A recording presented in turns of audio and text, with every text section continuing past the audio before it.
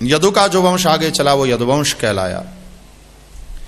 यदुवंश में फिर शूरसेन हुए, शूरसेन के वसुदेव हुए, और वसुदेव का विवाह देवकी के साथ हुआ। देवकी से 8 पुत्र और 1 कन्या हुई। 8वें पुत्र के रूप में साक्षात श्री हरि पधारे। कृष्ण अवतार का सूचन 9वें स्कंद में एक विहंग दृष्टि करके वंदन करके आइए 10 में प्रवेश करें। ओम श्री परमात्मने नमः। राजा उवाच कथितो वंश विस्तारो भवता सोम सूर्ययोः राज्ञां चोभयवंश्यानां चरितं परमाद्भुतं यदोश्च धर्मशीलस्य नितरां मुनिसत्तम तत्रांशेनावतीर्णस्य विष्णोर्वीर्याणि शंसनः। राजा परीक्षित के निवेदन से 10वें स्कंद का आरंभ होता है। 9 स्कंद की कथा सुनो, नवधा भक्ति की सीढ़ियां चढ़ो, तब 10 में भक्ति के फलरूप भगवान का प्रागट्य है। या तो 9 स्कंद के बाद 10वें स्कंद में भगवान, रामायण में तो बालकांड में ही राम जी का प्रागट्य हो जाता है, पहले ही कांड में, और भागवत में 10 में, कुल मिला के 12 स्कंद। इतना चलने के बाद 10वें स्कंद में श्री कृष्ण का प्रागट्य। ऐसा क्यों? बोले 10 है हृदय। और भगवान जहां है वहीं तो प्रकट होंगे। भगवान ईश्वर सर्वभूतानां हृद्देशेर्जुन तिष्ठति, भगवान सबके हृदय में रहते हैं। तो 10वें स्कंद है भागवत का हृदय, इसलिए भगवान जहां है वहीं तो प्रकट होंगे, इसलिए 10 में प्रकट हो रहे हैं। या तो तीसरा अर्थ, बालक 9 महीना मां के उदर में रहता है, 9 मास की सगर्भावस्था, तब 10वें महीने के आरंभ में बालक का जन्म होता है। बस ये 9 स्कंद की कथा साधक की सगर्भावस्था है। तब 10 के आरंभ में भगवान के प्रागट्य की वो क्षण, वो बेला, वह पावन बेला आती है तब। इसलिए 10 के आरंभ में भगवान के प्रागट्य की चर्चा। राजा परीक्षित ने कहा कथितो वंश विस्तारो। महाराज, सूर्य और चंद्र वंश का आपने विस्तार किया, वंश का विस्तार किया, अब वंशी का विस्तार करिए ना। वंश की कथा सुनाया, अब वंशीधर की कथा सुनाइए ना। कथितो वंश विस्तारो, जो कथित है वो तो अतीत है, मुझे वर्तमान में ले आइए ना। भगवान के प्रागट्य की कथा सुनाइए। दिग्विजय के समय में अनेक राजाओं के मुख से मैंने कथा सुनी, लेकिन मेरा मन तृप्त नहीं हुआ।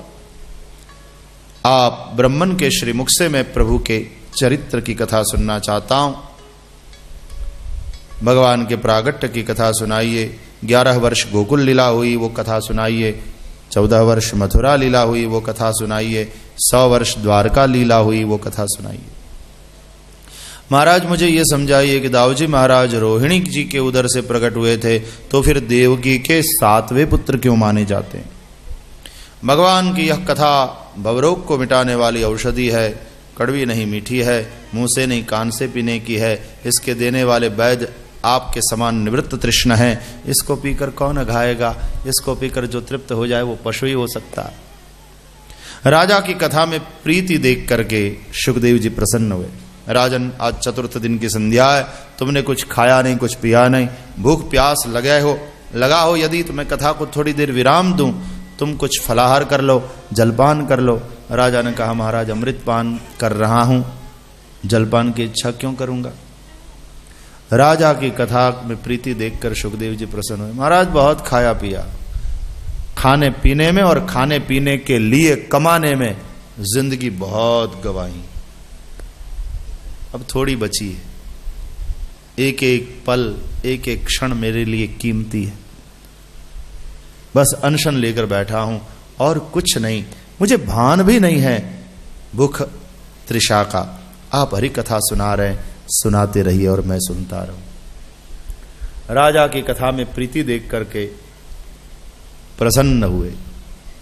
एवं निशम्य भृगुनंदन साधुवादम वैयासकिस्स भगवानथ विष्णुरादम प्रत्यर्च कृष्णचरितं कलिकल्मषघ्नं व्याहरतु मारभत भागवत प्रधानः। वैयासकी व्यासपुत्र सुखदेव स भगवान अथ विष्णुरातम। हमारे कई विद्वान कहते हैं वैयासकी स भगवान भगवता सह। वैयासकी स भगवान अथ विष्णुरातम। तो सुखदेव थोड़ी बोल रहे हैं, भगवान बोल रहे हैं।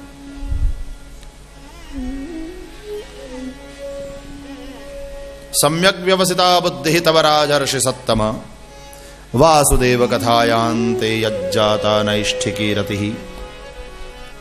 धन्य है राजा तुम्हारी बुद्धि, भगवान की कथा में तुम्हें नैष्ठिकी रति हुई है। भगवत कथा विषयक प्रश्नकर्ता को, उत्तर देने वाले वक्ता को और संवाद सुनने वाले सभी श्रोताओं को उसी भांति पवित्र कर देता है। तत्पाद सलिलम यथा, जैसे भगवान का चरणोदक श्री गंगा जी स्नान करने वाले को, पान करने वाले को या दर्शन करने वालों को सबको पवित्र कर देती। सुनो राजा, जब इस धरती पर अघासुर, बकासुर, वृषभासुर आदि दैत्य हुए, कंस, शिशुपाल, जरासंध आदि दुष्ट राजा हुए, उन सब के पापों के भार से जब पीड़ित हुई पृथ्वी, तो वो अनाचार, दुराचार, भ्रष्टाचार, अत्याचार जब बहुत बढ़ने लगा, पृथ्वी से भार सहा नहीं गया, तो गाय का रूप लेकर के गई वो देवों के पास। दुख निवेदन किया, मुझे पर्वतों का भार नहीं लगता, मुझे शहरों का भार नहीं लगता, मुझे भार लगता है पाप का। कौन भूमि से भारी? पाप भूमि से भारी। देवताओं मेरी रक्षा करो, मेरी सहायता करो। देवताओं ने कहा पृथ्वी तेरी भांति हम भी दुखी हैं, भगवान ही हम सबका सहारा है, चलो चलो हम सब भगवान के पास जाते हैं। तो गए सब क्षीर पयो निधे तत्र गत्वा जगन्नाथम देवदेवम वृषाकपिम पुरुषम पुरुष सूक्तेन उपतस्थे समाहितः जगाम सत्रिनयनः त्रिनयनः शिवः। ब्रह्मादि देवता, शंकर जी साथ, गौरूप धारिणी पृथ्वी, सब मिलकर के गए क्षीर सागर। वहां सोए हुए प्रभु को पुरुष सूक्त से जगाया, स्तुति करी। देखो शरीर है, पृथ्वी रूप है, मिट्टी का बना हुआ। जब इंद्रियां बहुत पाप करने लगती है, जब पाप से मन अशांत हो जाता है, और पाप का फल दुख ही है, अशांति ही है, तब वह दुखी और अशांत मन जब हो जाता है, तो पृथ्वी गाय का रूप लेकर, अब गो का अर्थ गाय भी होता है और गो का अर्थ इंद्रियां भी होता है, तो ये इंद्रियों का रूप लेकर के ये देवताओं के पास जाती है। यानी इंद्रियां जो है ना, वो अपने जो देवता है अंतर्मुख होकर के अपने देवताओं से शिकायत करती है कि भाई कुछ करो, मेरी सहायता करो। तो इंद्रियों के देवता भी कहते हैं कि भाई हम क्या करें, भगवान ही हमारा आश्रय है, हम सब भगवान के पास जाएं। तो क्षीर सागर सत्व का समुद्र है ये, और वहां सोए हुए भगवान को जगाने के लिए ये सब क्षीर सागर गए। इसका मतलब इंद्रियां अंतर्मुख हुई, इंद्रियों के देवता अंतर्मुख हुए, और सब मिलकर के सबके भीतर जो आत्मा रूप है ना परमात्मा, उसको जगाने के लिए सब स्तवन करने लगे, प्रार्थना करने लगे। पुरुषम पुरुष सुक्तेन उपतस्थे समाहिता। तब व्यक्ति को बहुत संसार में भटकना नहीं चाहिए, इंद्रियों को वश में करना चाहिए, इंद्रियों को अंतर्मुख करना चाहिए। इंद्रियों के देवता भी स्तवन करने लग जाएं, भगवान का सब अंतर्मुख हो जाएं, आत्म तत्व का चिंतन करें। वो जो आध्यात्मिकता है वही तुम्हें पापों से मुक्त करेंगी, बोझे से मुक्त करेंगी, तनाव से मुक्त करेंगी। वो आध्यात्मिकता ही तुम्हें शांति, सुख और आनंद प्रदान करेगी। इसलिए अंतर्मुख होना चाहिए इत्यर्थ। तो आकाशवाणी हुई, ब्रह्मा जी ने सुना और सबको सुनाया। ब्रह्मा जी जैसा जिनका मन निर्मल है, बस वही हृदयाकाश में उठने वाली वो जो अंतश्चेतना की वाणी है उसको सुन सकते हैं। और ब्रह्मा जी ने सबको सुनाया कि भाई भगवान ने कहा है कि डरो नहीं, मैं अपने अंश समेत यदुवंश में प्रकट होऊंगा, भूभार हरूंगा, भू पराग हरूंगा और भूप राग भी हरूंगा। भूपराग इसलिए मिट्टी खाएंगे, और भूपराग राजाओं के अभिमान को दूर करेंगे, अभिमानी राजाओं के अभिमान को। तो भूपराग और भूप राग, प को यहां से वहां ले लो, अर्थ बदल जाता है। हमारे संस्कृत विद्वानों में यही तो मजा है, वो लोग ऐसा ऐसा अर्थ निकालते हैं। वो कहते हैं वाग अर्थाभिसंपृक्तौ वाग अर्थ प्रतिपत्तये जगतः पितरौ वंदे पार्वती परमेश्वरो। पार्वती और परमेश्वर शंकर जी की वंदना है। बोले जैसे वाणी और उसका अर्थ भिन्न होते हुए भी अभिन्न है, उसी प्रकार पार्वती और शंकर जी दिखने में दो है, हकीकत में एक है। तो फिर एक विद्वान बोले नहीं नहीं नहीं, ये पार्वती और शंकर जी की बात नहीं है, ये तो रमापति और उमापति की एकता की बात है। बोले वो कैसे? तो कहते हैं देखो ना क्या लिखा है, वागर्थाविव संपृक्तौ वागर्थ प्रतिपत्तये जगतः पितरौ वंदे पार्वती प रमेश्वरौ। पार्वती प पार्वती के पति और रमेश्वर रमायाः ईश्वरः विष्णु। तो इस प्रकार शंकर जी उमापति और रमापति ये दोनों जगत के पिता है, दोनों को भिन्न नहीं मानना चाहिए, ये एक ही है। वागर्थाविव संपृक्तौ वागर्थ प्रतिपत्तये। तो भूप राग और भू पराग दोनों हरेंगे भगवान, पृथ्वी के भार को दूर करेंगे, यदुवंश में प्रकट होएंगे, धर्म का संस्थापन करेंगे, दुष्टों का दमन करेंगे, संतों का रक्षण करेंगे। तो ब्रह्मा जी ने सबको आकाशवाणी कह सुनाया और सभी अपने अपने धाम में गए।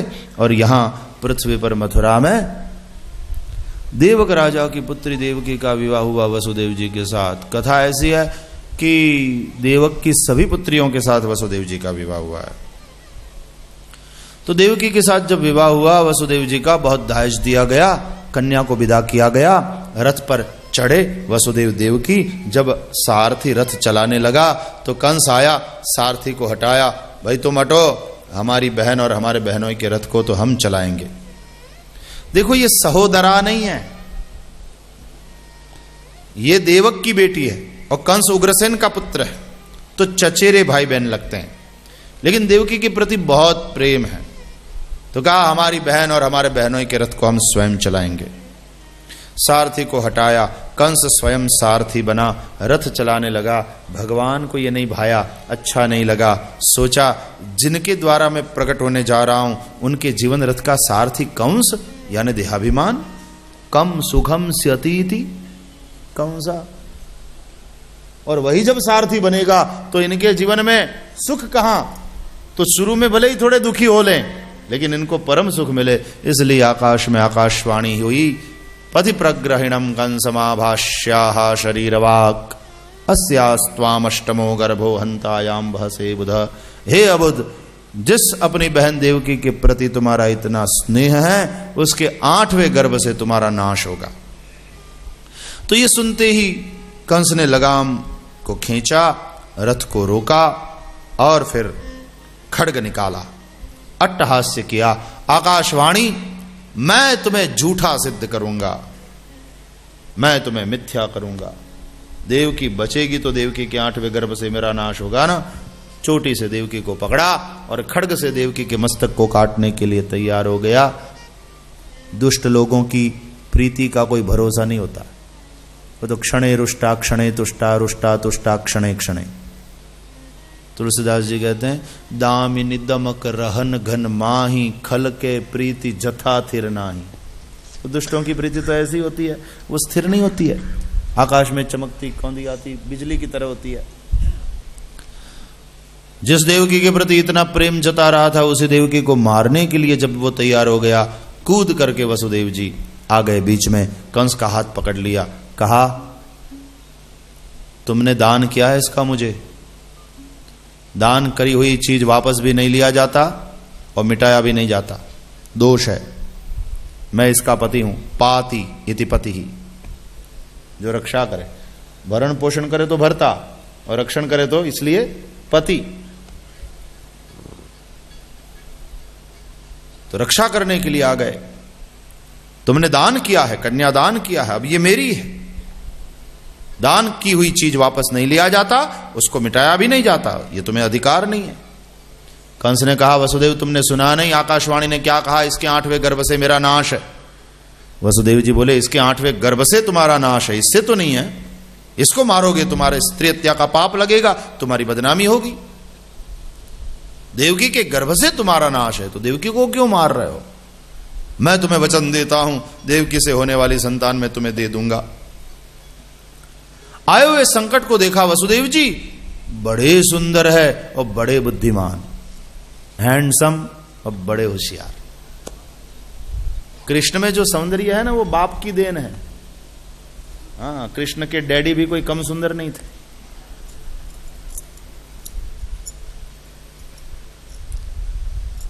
मथुरा के सबसे सुंदर पुरुष वसुदेव जी, और दिमाग भी उतना ही तेज। आए हुए संकट को देखा, और जब कोई परमानेंट सॉल्यूशन नहीं मिले तो कम से कम टेम्पररी सॉल्यूशन ढूंढ करके भी एक बार संकट को रोकना, यही बुद्धिमान पुरुष का कर्तव्य है। वसुदेव जी ने कहा इससे होने वाली संतान मैं तुझे सौंप दूंगा। वसुदेव जी की फर्स्ट प्रायोरिटी थी किसी भी तरह देवकी को बचा लेना। बचा लिया। कंस के भी दिमाग में बात बैठी। वसुदेव देवकी को कारागार में कैद किया कि मेरी निगरानी में रहना पड़ेगा तुम दोनों को। बोले कबूल। समय गया और प्रथम पुत्र हुआ। वचन के अनुसार उस पुत्र को लेकर के वसुदेव जी गए कंस के पास। लोग्रसेन पुत्र, ये हमारी संसार बगिया का पहला पुष्प, चाहे तो सुगंध लो और चाहे तो खत्म कर दो, तुम्हारी मर्जी। वचन के अनुसार आया हूं मैं तुम्हारे पास इस बालक को लेकर के। वसुदेव जी की इस वचन प्रियता को देखकर कंस प्रसन्न हो गया।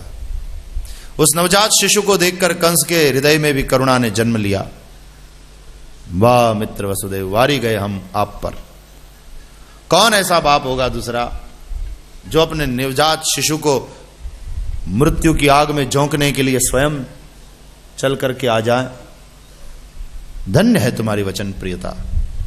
मित्र, तुम तो जानते हो मैं जरासंध का जमाई, अस्थि प्राप्ति का पति, किंतु अप्रज हूं। मेरी बहन का बेटा मेरा बेटा। देवकी के 8वें गर्भ से मेरा नाश, इससे मुझे कोई भय नहीं है। पुत्रवत है, जाओ ले जाओ इसे। वसुदेव जी प्रसन्न हुए, उस बालक को लेकर के गए। चलो दूसरा संकट भी गया, टला। इसका मतलब यह हुआ कि कम से कम 7 पुत्रों तक तो कंस किसी को मारेगा नहीं। गए वो देवकी के पास। देवकी देवकी सुन, रो मत, हमारा बच्चा बच गया।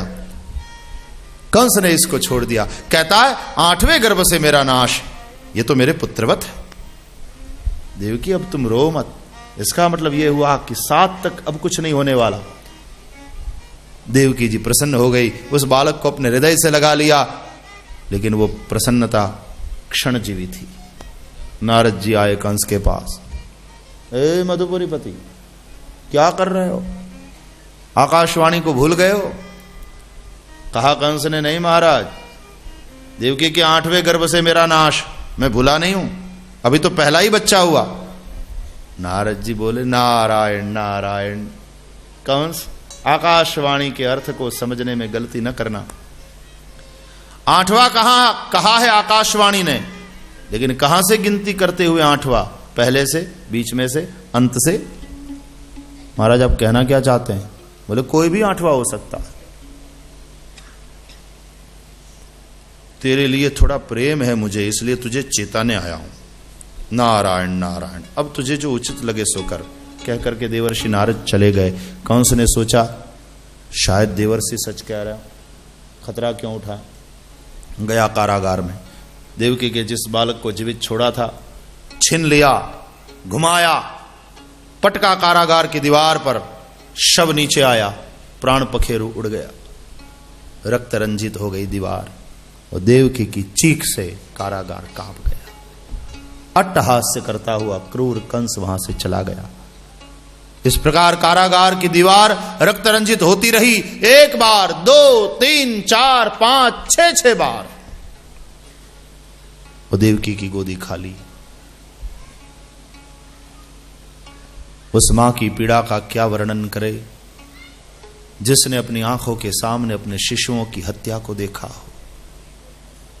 न केवल अपने शिशुओं की हत्या को देखा हो, किंतु जिस मां की आंखों के सामने कारागार की दीवार पर अपने नवजात शिशुओं का रक्त लगा हुआ हो, उस सूखे हुए रक्त पर हाथ फेरती हुई वो मां आंसू बहाती रहती है। कंस के पाप का घड़ा भर गया। देवता ऋषि मुनि प्रार्थना करने लगे प्रभु से, प्रभु अब जल्दी करिए। भगवान बोले क्या जल्दी करूं, अभी तो 10:15 हो गए, जब तक 12:30 न बजे, 12 न बजे। कृष्ण जन्म तो 12 बजे होता है। नो प्रॉब्लम, अपने बिफोर टाइम करेंगे। ओके, लेट नहीं, बिफोर टाइम। तो सब ऋषि मुनियों ने प्रार्थना करी, प्रभु वैसे तो 12 बजते हैं, लेकिन हमारी भिक्षा भी अभी बाकी है, और चलो भिक्षा का तो छोड़ो, लेकिन अब कितनी तपस्या कराओगे, इसमें बूढ़े हैं थोड़े। भगवान ने कहा चलो, भगवान तो भक्ताधीन है, और संत जब कहे तो भगवान टाल नहीं सकते संतों की बातों को। भगवान ने तैयारी करी, और भगवान ने जैसे ही तैयारी करी तो दाऊ जी, ये शेष जी महाराज आगे आगे चले। आगे चले तो भगवान ने रोका शेष से, ओ शेष जी। बोले जी भगवान, कहाँ चले? बोले जहां सरकार आप पधार रहे हैं। तो कहा आगे आगे क्यों चले, मेरे पीछे पीछे आओ, मेरे अनुयायी हो ना, तो मेरे पीछे पीछे आओ, मेरा अनुसरण करो। तो शेष जी बोले पीछे पीछे चलने की गलती एक बार हम कर चुके हैं रामावतार में। मतलब? बोले आप आगे निकल गए तो आप बड़े भैया हो गए राम, हम रह गए पीछे तो छोटे भैया हुए लक्ष्मण, तो हमेशा आपके पीछे पीछे चलते रहे। भगवान ने कहा तो उससे दुखी होना पड़ा क्या? बोले दुखी नहीं तो और क्या। देखो हम बड़े भैया होते तो वनवास आपको नहीं होता, हमको होता। अब जब वनवास हुआ तो हुआ, लेकिन बड़े भैया होने के नाते आप आगे आगे चल रहे थे और हम पीछे पीछे। आपके कोमल कोमल चरण में कंकड़ और कंटक जो गड़ रहे थे वो हम देख रहे थे, पीछे चल रहे थे ना, इसलिए। और हमको क्या कष्ट हो रहा था, कितना दुख हो रहा था, और हमारी आंख से जो आंसू बह रहे थे, हम तो पीछे थे, आपको तो दिखाई नहीं देता था, लेकिन आपका वो कष्ट हमें दिखाई देता था। तो हमें जो कष्ट होता था उस कष्ट को देखकर वो आप कहां देख रहे थे।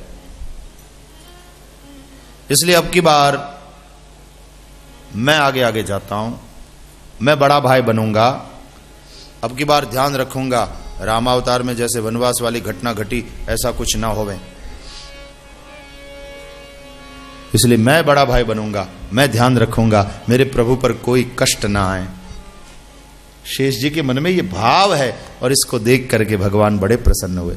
तो शेष जी आगे आगे गए, मां देवकी के गर्भ में 7वें गर्भ के रूप में पधारे। अब भगवान ने अपनी माया को बुलाया। माया तुरंत हाथ जोड़ करके सामने आज्ञा पालन तत्पर खड़ी हो गई। अजोपि सन् अव्ययात्मा भूतानाम ईश्वरोपि सन् प्रकृतिम स्वाम अधिष्ठाय संभवामि आत्ममाया। तदनुसार भगवान ने माया से कहा एक काम करो। बोले हुक्म सरकार। देवकी माँ के उदर में 7वें गर्भ के रूप में शेष जी विराजे, वहां से शेष जी का संकर्षण करो। वसुदेव जी की दूसरी पत्नी रोहिणी नंद जी के गोकुल में है, रोहिणी जी के उदर में प्रस्थापित करो।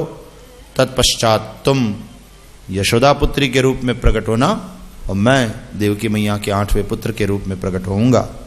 माया ने आज्ञा को शिरोधार्य किया, देवकी माँ के उदर से शेष का संकर्षण किया और रोहिणी माँ के उदर में प्रस्थापित किया। यहां देवकी को 7वें गर्भ का प्रसव ही नहीं हुआ और वहां भावानंद के गोकुल में वसुदेव पत्नी रोहिणी जी के उदर से बोलिए दाऊ जी महाराज की जय। श्री दाऊ जी महाराज का प्रागट्य हुआ, खबर पहुंचाया गया कारागार में। वसुदेव देवकी को प्रसन्न हुए। देवकी को प्रसन्नता भी है, दुख भी है। चलो कुलदीपक आया। मैं तो 7 बार गर्भवती हुई किंतु आपको कुलदीपक नहीं दे पाई। वसुदेव जी ने कहा देवकी मन को गिला ना करो, मन को छोटा ना करो। भगवान कृपालु है, भरोसा रखो, प्रभु सब ठीक करेंगे। वसुदेव देव के कारागार में भजन कर रहे हैं। कंस को समाचार मिला, महाराज महाराज देवकी को 7वां गर्भ था लेकिन नहीं है। पागल हो गए हो, ये कैसी बात कर रहे हो? 7वां गर्भ था और नहीं है? बोले हाँ महाराज था लेकिन अब नहीं है।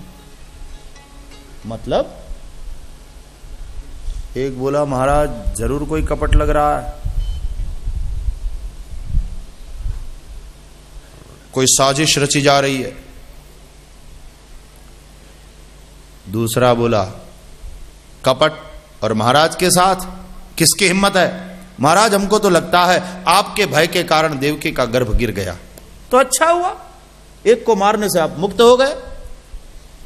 तब चौथा बोला महाराज यदि यह सत्य है तो अब जो आएगा वो 8वां आपका काल।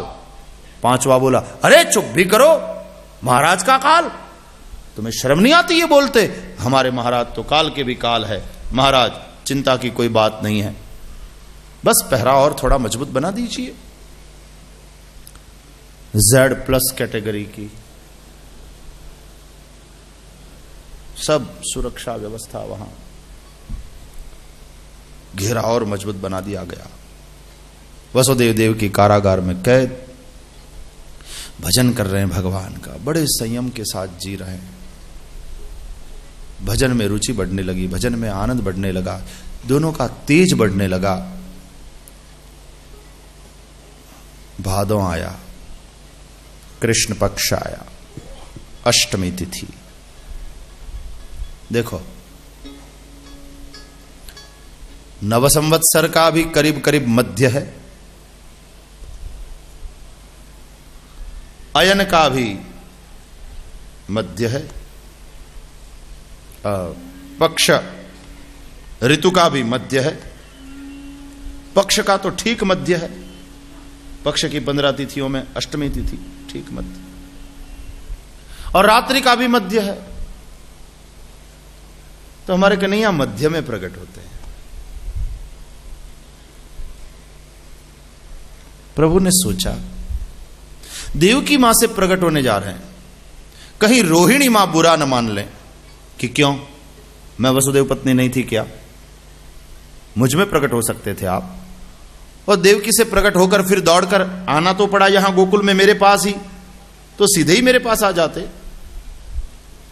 इसलिए भगवान ने रोहिणी नक्षत्र पसंद किया ताकि रोहिणी मां से भी कह सके कि देखो मां हम तुम्हारे में भी प्रकट हुए हैं। सोचा रामावतार सूर्य वंश में हुआ था तो सूर्य की उपस्थिति में दिन में हुआ, अब कृष्णावतार चंद्रवंश में होने जा रहा है तो मुझे चंद्रमा की पत्नी में प्रकट होना चाहिए। चंद्रमा निशानाथ है, इसलिए भगवान निशा में रात्रि में प्रकट होने जा रहे हैं। सब सोए, कारागार में वसुदेव देव की जाग रहे हैं, कीर्तन कर रहे हैं। सबसे पहले भगवान वसुदेव जी के मन में पधारे। आविवेशांश भागे न मन आनक दुंदुभे। वसुदेव जी का एक नाम है आनक दुंदुभी। जब इनका जन्म हुआ तो देवताओं के दुंदुभी अपने आप बज उठे, नगाड़े अपने आप बजने लगे, इसलिए इनका नाम हुआ आनक दुंदुभी। भगवान अपने अंश के अंश से देव वसुदेव जी के मन में पधारे और वसुदेव जी मानो साक्षात सूर्य नारायण कारागार में बैठे हो, ऐसे तेजोमय हो गए। देवकी जी पति को देख रही है, पति का दर्शन कर रही है। पति में जगतपति ने प्रवेश किया है।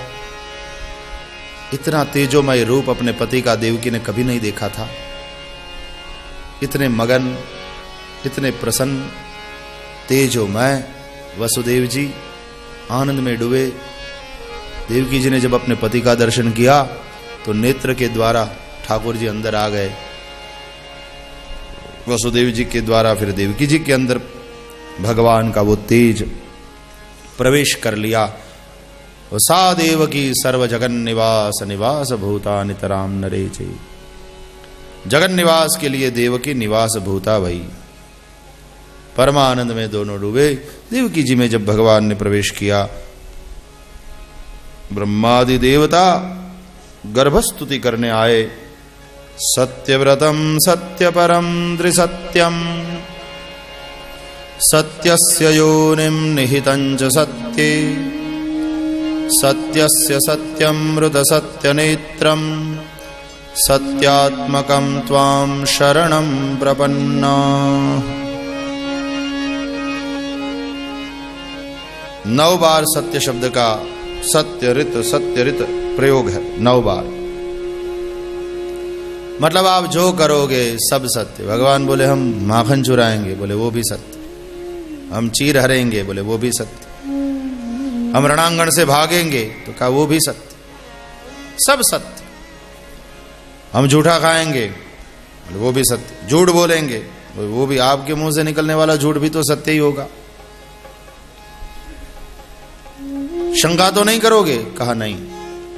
तो जाओ, अब निश्चिंत हो जाओ। गर्भस्तुति करके देवता गए और यहां परम शोभायमान समय आया।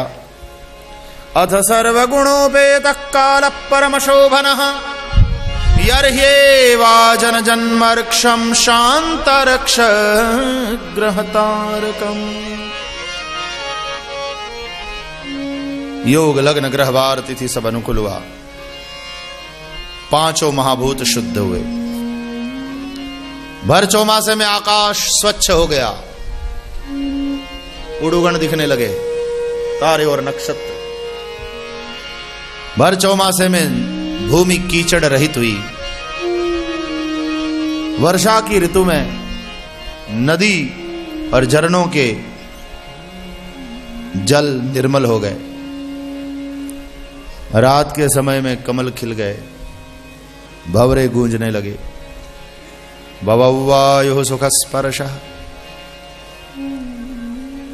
ब्राह्मणों ऋषियों के आश्रमों की यज्ञशाला की वेदिका में बहुत समय से बुझी हुई अग्नि अपने आप प्रकट हो गई। स्वाहाकार वषटकार जो कहीं सुनाई नहीं पड़ रहा था वो सुनाई पड़ने लगा। दिशाएं प्रसन्न हो गई। सब दिशाएं बिल्कुल एकदम तैयार, उत्सुक, पता नहीं किस दिशा से आ जाएं। पूरब ने सोचा चाहे मुझसे आ जाएं, पश्चिम ने सोचा चाहे मुझसे आ जाएं, दक्षिण उत्तर सब सोचने लगी दिशाएं शायद मुझ में प्रकट हो जाएं, तो रंगोलियां सजा के कब अचानक आ जाएं, हम संपूर्ण तैयार रहें। आकाश, वायु, जल, तेज, पृथ्वी सब मंगल हुआ। भगवान प्रकट होने जा रहे हैं। जड़ चेतन सब आनंद में डूबे। मध्यरात्रि का समय चंद्रमा ने चलते हुए रोहिणी नक्षत्र में प्रवेश किया। चंद्रमा की एक पत्नी का नाम भी रोहिणी है। भगवान चंद्रवंश में प्रकट होने जा रहे हैं। वसुदेव जी की एक पत्नी का नाम भी रोहिणी है। भगवान वसुदेव जी के घर में प्रकट होने जा रहे हैं। निशीथ समय और उस दिव्य बेला में वसुदेव और देवकी जब भजन कर रहे थे, कारागार में एक दिव्य प्रकाश दिखाई पड़ा। उस प्रकाश में सुंदर चतुर्भुज बालक के रूप में भगवान पहले प्रकट हुए। बोलिए पुराण पुरुषोत्तम भगवान की जय। तमद्भुतम बालकमं भुजेक्षणम चतुर्भुजम शंख गदायुधायुधम। बैठे रहो, बैठे रहो, एक भी खड़ा ना हो, कोई खड़ा ना हो, अभी देर है, उतावली ना करो, बैठ जाओ। ए माई बैठ जा, सफेद साड़ी वाली माई बैठ जाओ।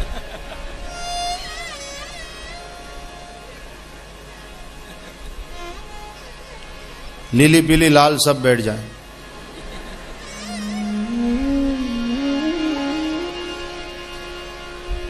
तमद्भुतम बालकमं भुजेक्षणम चतुर्भुजम शंखगदायुधायुधम श्रीवत्स लक्ष्मं गलशोभिकौस्तुभम पीतांबरम सांद्रपयोध सौभगम। शंख चक्र गदा पद्मधारी सुंदर चतुर्भुज दिव्य बालक को देखा। श्याम वर्ण है, कमल लोचन, बड़ी बड़ी लाल लाल आंखें, दिव्य तेज, और उस तेजोवलय में यह दिव्य बालक। वसुदेव देवकी ने दर्शन किया, प्रसन्न हुए, और फिर एक आवाज उठी, मैं पुत्र बनकर आया हूं तुम्हारा। जब तुम पृश्नि और सुतपा थे उस वक्त भी मैं तुम्हारा पुत्र बनकर आया था, पृश्नि गर्भ कहलाया था। फिर आप कश्यप अदिति बने, उस वक्त भी मैं आपका पुत्र बनकर के आया, वामन उपेंद्र कहलाया। इस वक्त आप वसुदेव देव की बने, अब की बार मैं आपका पुत्र बनकर के आया हूं। सुतपा और पृश्नि ने जब बहुत तपस्या किया, भगवान को प्रसन्न किया, भगवान प्रसन्न हुए। सुतपा और पृश्नि से कहा, मांगो क्या दूं। दोनों ने मांगा, आपके समान पुत्र चाहिए। अब भगवान के समान तो कोई है नहीं, तो भगवान ने कहा कि वो तो मैं कैसे दे सकता हूं, मेरे समान तो कोई है ही नहीं, कहो तो मैं पुत्र बनकर आ जाऊं। इन्होंने मांगा था भगवान के समान पुत्र, और वो देने में भगवान असमर्थ थे, तो फिर भगवान अपनी इच्छा से स्वयं पुत्र बनकर के आए। लेकिन नियम यह है कि पहले हम सामने वाले को मांगने के लिए कहें, और फिर जब वो मांगे, वो देने में हम अपने आप को असमर्थ पाएं, तो फिर हम अपनी इच्छा से जो चाहे दे दे, लेकिन 3 गुणा करके देना चाहिए। इसलिए भगवान ही 3 बार पुत्र बनकर के आए, पहले पृश्नि गर्भ के रूप में, फिर उपेंद्र के रूप में, और अब की बार कृष्ण के रूप में। तो मैं पुत्र बनकर आया हूं आपका। सुनकर वसुदेव देव की प्रसन्न हुए। देव की मैया की आंख में आंसू है, हाथ जोड़े हैं, कह रही है, प्रभु झूठ ना बोलिए। हे मां, मैं झूठ बोल रहा हूं? अभी देवता आए थे गर्भस्तुति करने, सत्यव्रतम सत्य परम त्रिसत्यम, क्या कह करके गए, मैं झूठ बोल रहा हूं? देवकी जी ने कहा, झूठ नहीं तो और क्या, आप कह रहे हैं पुत्र बनकर के आया हूं, लेकिन ये तो पिता का रूप बनाया। ये चतुर्भुज और हाथ में शंख चक्र गदा पद्म, हमारे बच्चे खिलौने के साथ पैदा नहीं होते। ये क्या पकड़ा है आपने हाथ में? खिलौने तो मैं दे दूंगी आपको जितना चाहिए, छोड़िए छोड़िए ये। भगवान मुस्कुराए। चारों हाथ में शंख चक्र गदा पद्म थे, शंख चक्र गदा पद्म गायब। मुस्कुराते हुए बोले, मां अब देखो मेरी ओर, अब ठीक है? देवकी जी बोली, ठीक नहीं है। क्यों? बोले, हमारे बच्चे 4 हाथ वाले नहीं होते, 2 हाथ वाले होते हैं। आपको चतुर्भुज को देखा तो सब लोग मेरी मस्करी करेंगे, देवकी क्या तूने भी बेटा जना है 4 हाथ वाला? हमारे बच्चे 2 हाथ वाले होते हैं। भगवान मुस्कुराए, 2 भुजा गायब। अब भगवान द्विभुज बन गए। मुस्कुराए, मां अब मेरी ओर देखो, अब ठीक है? देखकर मां बोली, बिल्कुल ठीक नहीं। अब क्या है? बोले आप हंस क्यों रहे?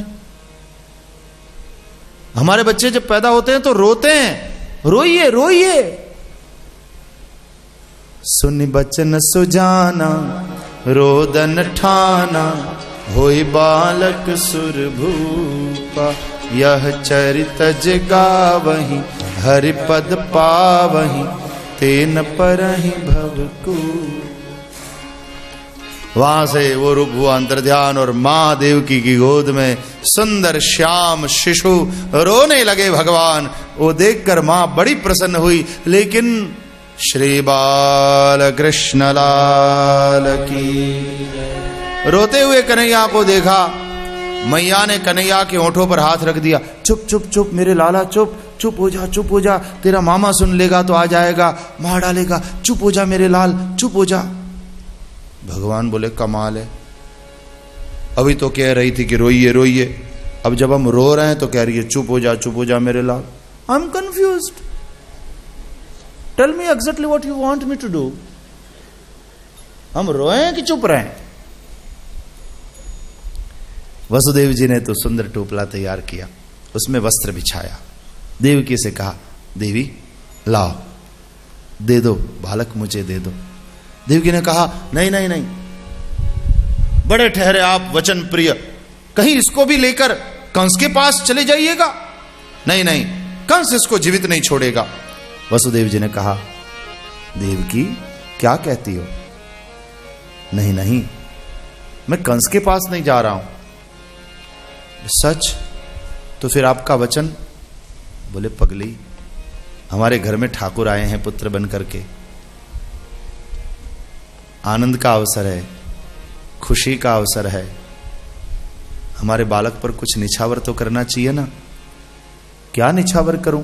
इस वक्त मैं कारागार में कैद हूं, मेरे पास कुछ भी तो कीमती चीज इस वक्त बची नहीं है। हां, एक चीज कीमती बची है। क्या? तेरे भाई कंस को दिया हुआ वचन। क्षत्रिय के लिए वही सबसे कीमती होता है, और ठाकुर के ऊपर से उसी को निछावर कर देता हूं।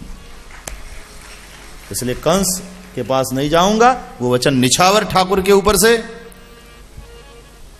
और चला जाता हूं गोकुल मित्र नंद के घर। वही है मेरा मित्र, मर जाएगा लेकिन मुंह नहीं खोलेगा। वैसे भी रोहिणी वहां है, दाऊ भी वहां है, उसके साथ साथ ये भी पल के बड़ा हो जाएगा। टोपला माथे पर उठाया, हाथ पग की बेड़ी के बंधन खुल गए। भगवान की माया के कारण द्वारपाल सोए हुए थे, सब द्वार भी खुल गए। वसुदेव जी टोपला माथे लेकर जब चले, देवकी ने कहा नाथ जल्दी आइएगा, संभाल के जाइएगा। वसुदेव जी बोले तेरे नाथ के माथे पे जगन्नाथ, वो सब संभालेगा, तुम चिंता ना करो देवी, हरि चिंतन करो। मैं यूं गया और यूं आया। टोपला माथे पर पधरा के वसुदेव जी जब गए, बाहर निकले, वर्षा हो रही थी, बिजली चमक रही थी, बादल गरज बरस रहे थे। शेष ने आकर छत्र कर दिया, जैसे कोई छत्र लेकर पीछे पीछे चले ना, राजा के सेवक पीछे पीछे चलता है छत्र धारण करके, उसी तरह शेष ने छत्र कर लिया। वसुदेव जी निकले, बिजुरी चमक रही थी, बीच बीच में अंधियारी रात में चमक चमक के बिजुरी मानो रास्ता दिखा रही थी वसुदेव जी को। इधर आइए, इस तरफ से होकर संभलिएगा, यहाँ कीचड़ है, संभलिएगा, यहाँ खड्डा है, सीधे चलिए, आगे चलिए। बिजुरी मानो कोई जैसे टॉर्च हाथ में लेकर के साथ साथ चल रहा हो। बिजुरी भी सेवा में लगी है।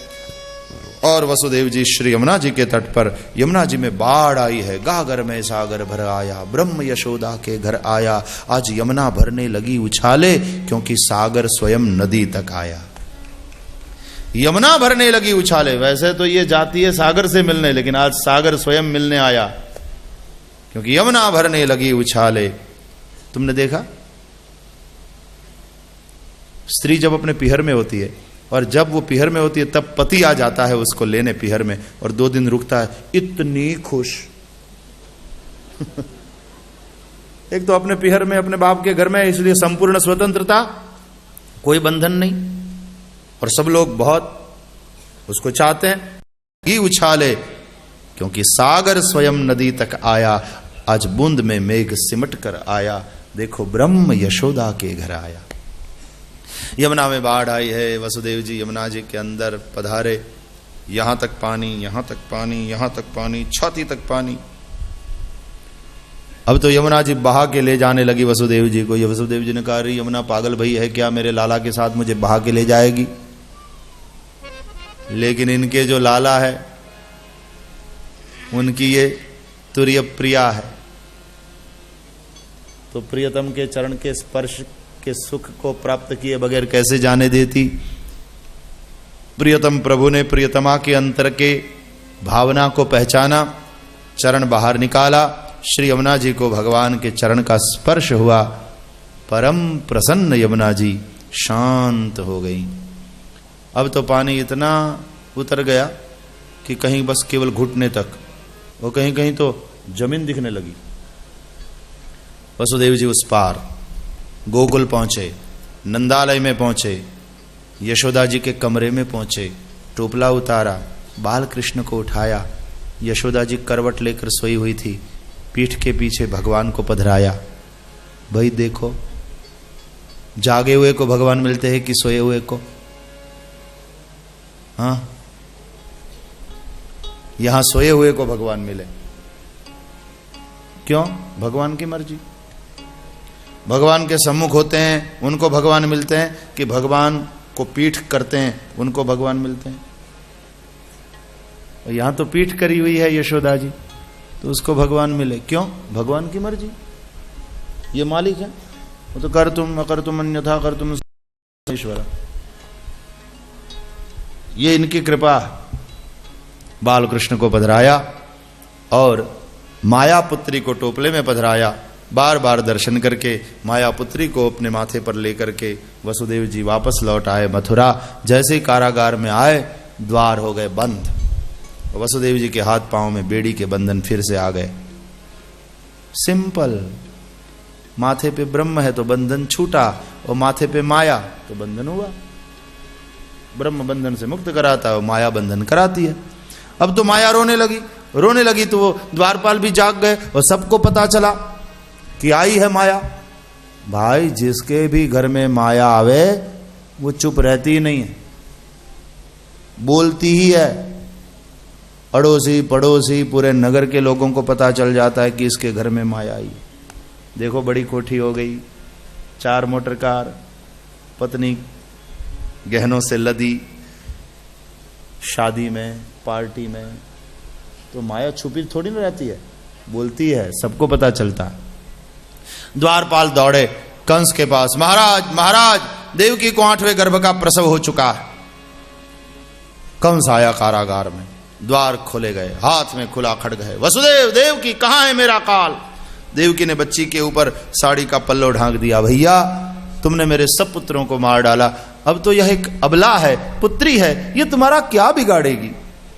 कंस ने सुना तो आश्चर्य हुआ। अबला, जिससे मेरी मृत्यु है देवकी का वो 8वां गर्भ, पुत्री, कमाल है। फिर सोचा, नहीं, वो अबला कब सबला हो जाए कोई भरोसा नहीं, मुझे तो देवकी के 8वें गर्भ का काम। माया पुत्री को खींच लिया, घुमाया, दे मारा पत्थर की दीवार में, लेकिन हाथ से छिटक गई, अंतर्ध्यान हो गई। वो देखने लगा, मैंने पटका, लेकिन वहां कोई आवाज नहीं आई, कहां गई? इधर देखा उधर देखा, अचानक अष्टभुजा के रूप में वहां प्रकट हुई, अट्टहास्य करने लगी। दृष्टि गई कंस की वहां, और वो हंसती हुई बोली, दुष्ट, तू मुझे क्या मारेगा? तेरा काल सुरक्षित स्थान में पहुंच गया है। और अट्टहास्य करती हुई माया अंतर्ध्यान हो गई। कंस बड़ा भयभीत, कौन थी वो? मेरे हाथ से निकल गई, अंतर्ध्यान हो गई, अचानक अष्टभुजा के रूप में प्रकट हो गई। अरे वो क्या कह गई? कौन थी वो? कहां गई? हवा की गुड़िया, हवा में हवा हो गई। कौन थी वो? अब जब बकने लगा तो सेवक चल, महाराज महाराज चलिए, अब घर चलिए। तो कौन थी वो? हवा की गुड़िया, हवा में हवा हो गई। क्या कह गई? महाराज चलिए चलिए। कंस को समझा बुझा के ले गए, बेहोशी का इंजेक्शन दे दिया ताकि अच्छी नींद आ जाए उसको। वो बेहोशी का इंजेक्शन, अब ये भागवत में मत ढूंढिएगा आप, मैं थोड़ी देर कंस को सुलाना चाहता हूं। बेहोशी का इंजेक्शन दे दिया और धीरे धीरे वो बेहोशी में कौन थी वो हवा की गुड़िया, हवा में हवा हो गई, सो गया, उसको सोने दो। अहंकार सोता रहे तो हम अविनाशी की सेवा में उपस्थित हो सकें। चलिए चलते हैं गोकुल में, बाबा नंद के गोकुल में भोर भई, ब्रह्म मुहूर्त में बाबा नंद जागे, नित्य क्रमानुसार गौशाला में गए, गायों की सेवा में। शीतलबंद सुगंधी हवा चल रही थी, दूर कहीं कोई ग्वाला गायों को लेकर चराने जा रहा था वन की ओर, बांसुरी बजाता हुआ और वेणु स्वर संगीत वातावरण में।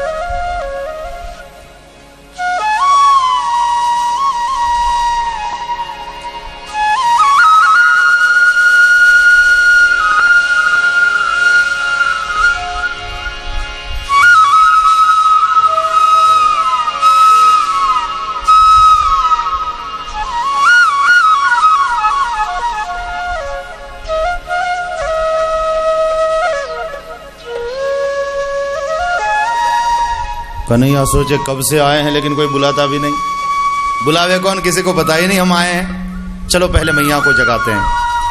कन्हैया रोए। नंद बाबा के नंदालय के चार दीवारी ने पहली बार शिशुरुदन सुना और शिशुरुदन सुनते ही नंद रानी यशोदा जी जागी और देखा, सुंदर शिशु को देखते ही बैठ करके शिशु को अपनी गोदी में ले लिया। इतनी प्रसन्न हो गई कुछ बोल न पाई। उस वक्त नंद बाबा की बहन सुनंदा, भाभी को बच्चा होने वाला है, सो भैया के घर में कामकाज में हाथ बटाने आई है। अपने पिहर में कान चमके, शिशुरुदन सुना, अरे लगता है वो शुभ घड़ी आ गई। सुनंदा जी दौड़ती हुई यशोदा जी के कमरे में आई, यशोदा जी की गोद में देखा सुंदर बालक। भाभी ये क्या?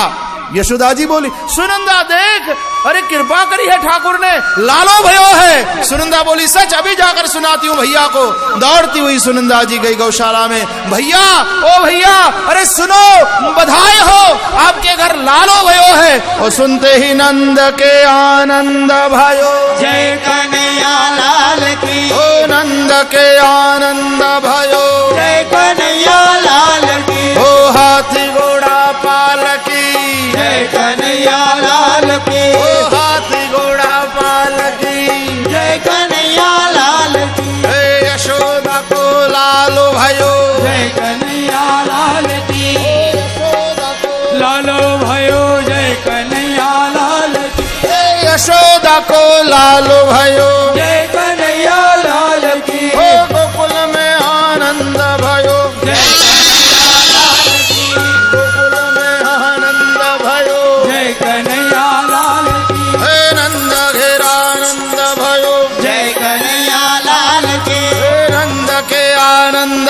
भयो, जय कन्हैया लाल की, हे नंद के आनंद भयो, जय कन्हैया लाल की, ओ यशोदा को लालो भयो, जय कन्हैया लाल की, हे नंद के आनंद भयो, जय कन्हैया लाल की, हे नंद के आनंद भयो, जय कन्हैया लाल की, हे हाथी घोड़ा पालकी, जय कन्हैया लाल की, ओ हाथी घोड़ा पालकी, जय कन्हैया लाल की, हे नंद के आनंद भयो, जय कन्हैया लाल की, हे नंद घेरा आनंद भयो, जय हो, कन्हैया लाल की, हे हाथी घोड़ा पालकी, जय कन्हैया लाल, हे मैया यशोदा को लालो भयो, जय कन्हैया लाल हे की, मैया यशोदा को लालो भयो, जय कन्हैया लाल की, हे नंद के आनंद भयो, जय कन्हैया लाल की, हे हाथी घोड़ा पालकी, जय कन्हैया लाल की, हे नंद के आनंद भयो, जय कन्हैया लाल हे की, मैया यशोदा को लालो भयो, जय कन्हैया लाल की, ओ गोकुल में आनंद भयो, जय कन्हैया लाल की, ओ गोकुल में आनंद भयो, जय हो, कन्हैया लाल की, हे हाथी घोड़ा पालकी, जय कन्हैया लाल की, ओ हाथी घोड़ा पालकी, जय कन्हैया लाल की, हे नंद के आनंद भयो, जय कन्हैया लाल की, हे नंद के आनंद भयो, जय कन्हैया लाल की, ओ हाथी घोड़ा पालकी,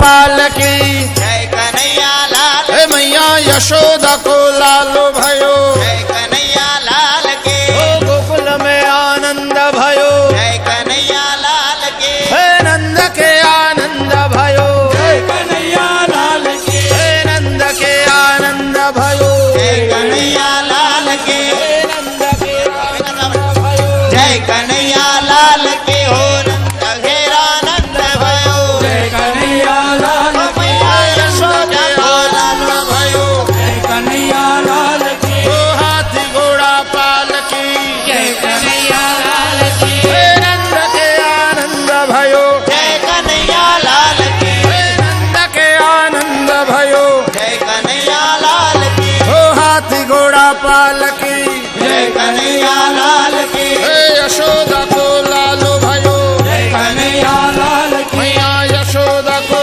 लालो भयो जय कन्हैया लाल की ओ नंद के आनंद भयो जय कन्हैया लाल की नंद घेरा नंद भयो जय कन्हैया लाल के मैया यशोदा को लालो भयो जय कन्हैया लाल की हे नंद के आनंद भयो जय कन्हैया लाल की हे नंद घेरा नंद भयो जय कन्हैया लाल के हे नंद के आनंद भयो जय कन्हैया लाल के ओ हाथी घोड़ा पाल की जय कन्हैया लाल के ओ नंद के आनंद भयो जय कन्हैया लाल के हे यशोदा को लालो भयो जय कन्हैया लाल के ओ हाथी घोड़ा पाल की जय कन्हैया लाल के हे नंद के आनंद भयो जय कन्हैया लाल की आनंद भयो जय कन्हैया लाल की हो नंद के आनंद भयो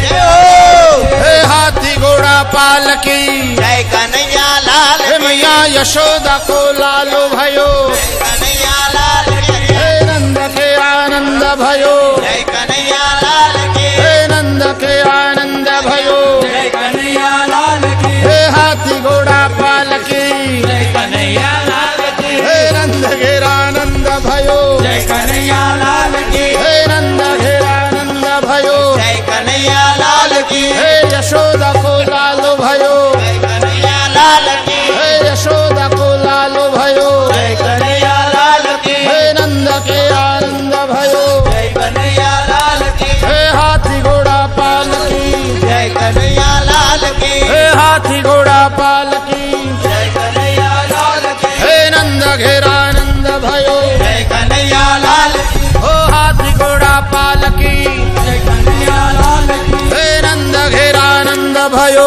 जय कन्हैया लाल की हे यशोदा को लालो भयो जय कन्हैया लाल की हे नंद घेरानंद भयो जय कन्हैया लाल की हे हाथी घोड़ा पाल की जय कन्हैया लाल की हो हाथी घोड़ा पाल की जय कन्हैया लाल हे मैया यशोदा को लालो भयो जय कन्हैया लाल की हे यशोदा को लालो भयो जय कन्हैया लाल की हे नंद घेरानंद भयो जय कन्हैया लाल की हे हाथी घोड़ा पाल की जय कन्हैया लाल की हाथी घोड़ा पाल की जय कन्हैया लाल की हे नंद घेरानंद भयो जय कन्हैया लाल की ओ हाथी घोड़ा पाल की जय कन्हैया लाल हे मैया यशोदा को लालो भयो जय कन्हैया लाल हे मैया यशोदा को लालो भयो जय कन्हैया लाल की हे नंद घेरानंद भयो जय कन्हैया लाल की ओ हाथी घोड़ा पाल की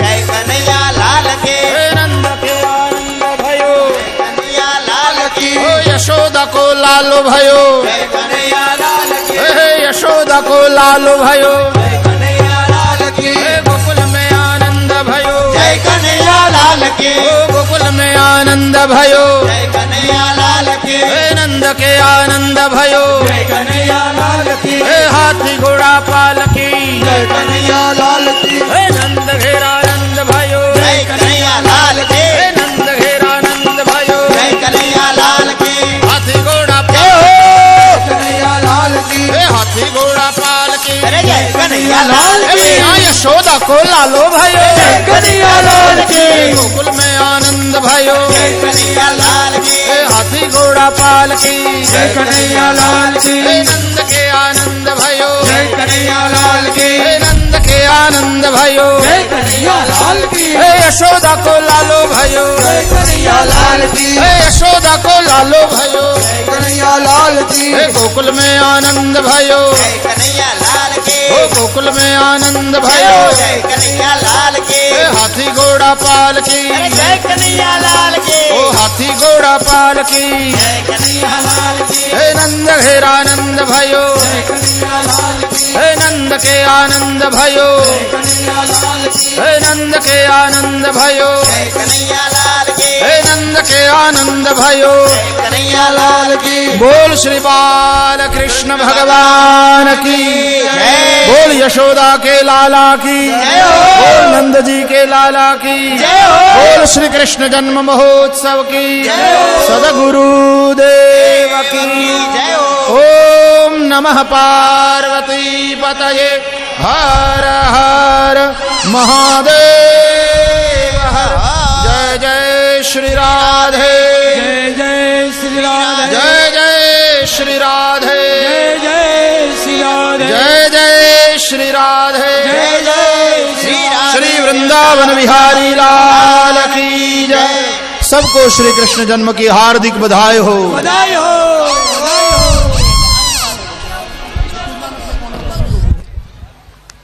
हेलो हेलो हेलो, कृपया मंच तुरंत खाली कर दे। अब आरती होगी, आप लोग मंच से थोड़े दूर खड़े रहे, ऊपर आने का कोई प्रयत्न न करें। कृपया मंच जल्दी से जल्द खाली कर दे, अब आरती होगी।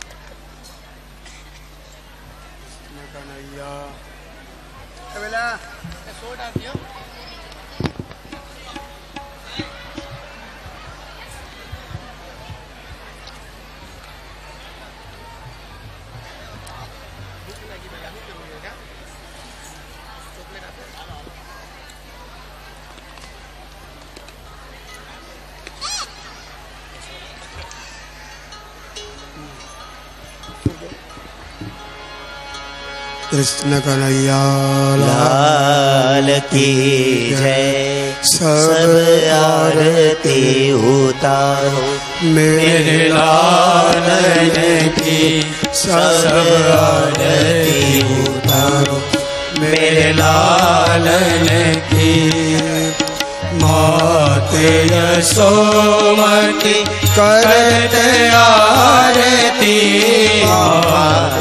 यशोमती करते आरती, गिरिधर लाल गोपाल की, ओ गिरिधर लाल गोपाल की, सब आरती उतारो मेरे लालन की, सब आरती उतारो मेरे लालन की।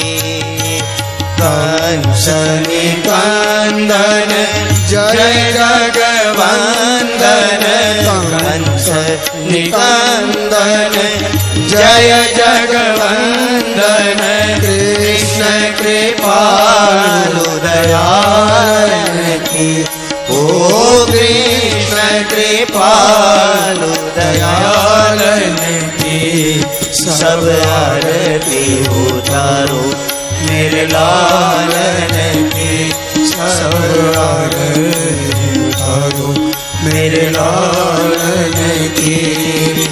व्रज जन मिले सब मंगल गावत, व्रज जन मिले सब मंगल गावत, सभी निरखत नंदलालन की, ओ सभी निरखत नंदलालन की, सब आरती उतारो मेरे लालन की, सब आरती उतारो मेरे लालन की।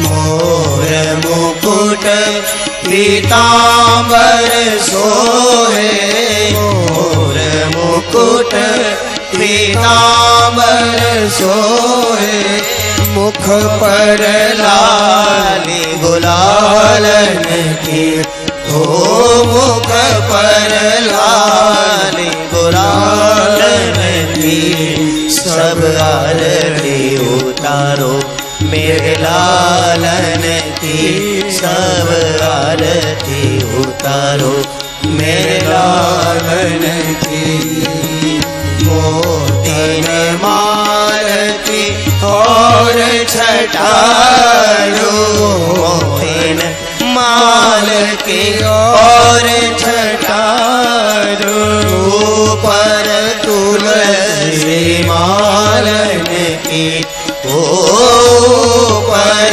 तुलसी मालन की सब आरती उतारो मेरे लालन की सब आरती उतारो मेरे लालन की कृष्णदास बलिहारी छवि पे कृष्णदास बलिहारी छवि पे कृष्ण कन्हैया लालन की हो कृष्ण कन्हैया लालन की सब आरती उतारो मेरे लालन की सब आरती उतारो मेरे लालन की मात यशोमती करत आरती मात यशोमती करत आरती गिरिधर लाल गोपाल ओ गिरिधर लाल गोपाल की सब आरती उतारो मेरे लालन की सब आरती उतारो मेरे लालन की सब आरती उतारो मेरे लालन की मंगलम भगवान विष्णु मंगलम गरुड़ध्वज मंगलम पुंडरीकाक्ष मंगलाय तनोहरि सर्वमंगल मांगल्ये शिवे सर्वार्थ साधिके शरण्ये त्र्यंबके गौरी नारायणी नमोस्तुते जलेन शीतलिपुष्पैदेववन्दनं स्वात्माभिवन्दनं हस्तो प्रक्षाल्य मन्त्रपुष्पाञ्जलिं हरि ओम यज्ञेन यज्ञमय देवास्तानि धर्माणि प्रथमान्यासन्न ते हनाकं महिमानः सजन्त यत्र पूर्वे साध्याः सन्ति देवाः नानासुगन्धिपुष्पाणि ऋतुकालोद्भवानि च पुष्पाञ्जलिप्रदानेन देहि मे वाञ्छितं फलं पुराणपुरुषोत्तमाय नमः श्री बालकृष्णाय नमः चरणकमले मन्त्रपुष्पाञ्जलिं समर्पयामि नमस्करोमि वसुदेवसुतं देवं कंसचाणूरमर्दनं देवकी परमानन्दं कृष्णं वन्दे जगद्गुरुं कृष्णाय वासुदेवाय हरये परमात्मने प्रणतक्लेशनाशाय गोविन्दाय नमो नमः नमस्कारान् समर्पयामि नमस्करो श्री वृंदावन बिहारी लाल की जय सद्गुरुदेव की जय।